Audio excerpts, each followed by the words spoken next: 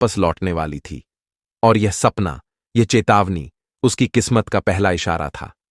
इसके कुछ दिनों के बाद एक दिन, जब सूर्यदत्त अपने महल में आराम से बैठा था, एक भूखा साधु उसके दरवाजे पर आ खड़ा हुआ। उसकी हड्डियां चटक रही थीं, चेहरा मुरझाया हुआ था और उसके कपड़े पुराने, फटे हुए थे। वह साधु सूरज की तपती धूप में भी अपनी थकी हुई आंखों से सूर्यदत्त की ओर देख रहा था। साधु विनम्रता से बोला, सेठ जी, मैं कई दिनों से भूखा हूं, कृपया मुझे कुछ दान दें। सूर्यदत्त का चेहरा गुस्से से कुपित हो गया। उसने साधु की ओर देखा, फिर अपने महलों के अंदर झांकते हुए जवाब दिया, मुफ्तखोरों के लिए मेरे पास कुछ नहीं है, जाओ यहां से, मुझे तुम्हारी मदद करने की कोई जरूरत नहीं है। उसकी आवाज में घमंड और बेरुखी थी, जैसे वह साधु को एक वस्तु से भी कम समझ रहा हो। वह खुद महलों में सोता, रत्नों से सजे बर्तनों में शाही भोजन करता, लेकिन किसी भूखे को एक रोटी देने में उसे संकोच होता। उसकी आंखों में केवल धन और सामर्थ्य की चमक थी, लेकिन उसमें किसी की पीड़ा और दुख को समझने का समय नहीं था।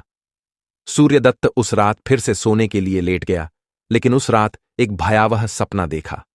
अचानक उसकी आंखों के सामने वही यमदूत प्रकट हुआ और उसकी आवाज से सारी दुनिया थरथराने लगी।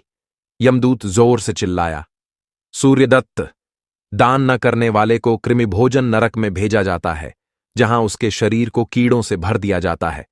वहां वह तड़पता रहेगा और उसके पापों की सजा उसे हर एक क्षण में मिलेगी।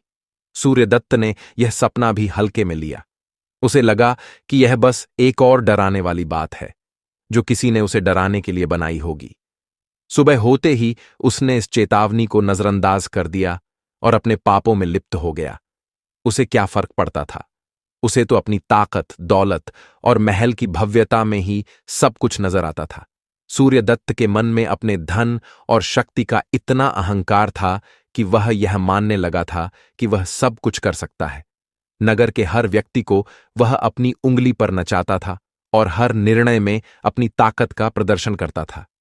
वह किसी को भी नजरअंदाज करता और जब चाहे दूसरों को डराने धमकाने के लिए अपनी शक्ति का इस्तेमाल करता था। एक दिन सूर्यदत्त ने एक निर्दोष किसान से उसकी जमीन छीन ली। किसान अपने छोटे से खेत में कठिनाई से काम करके थोड़ा बहुत कमा पाता था, लेकिन सूर्यदत्त को यह जरा भी अहम नहीं था। उसने किसान को बिना किसी कारण के अपनी जमीन से बेदखल कर दिया।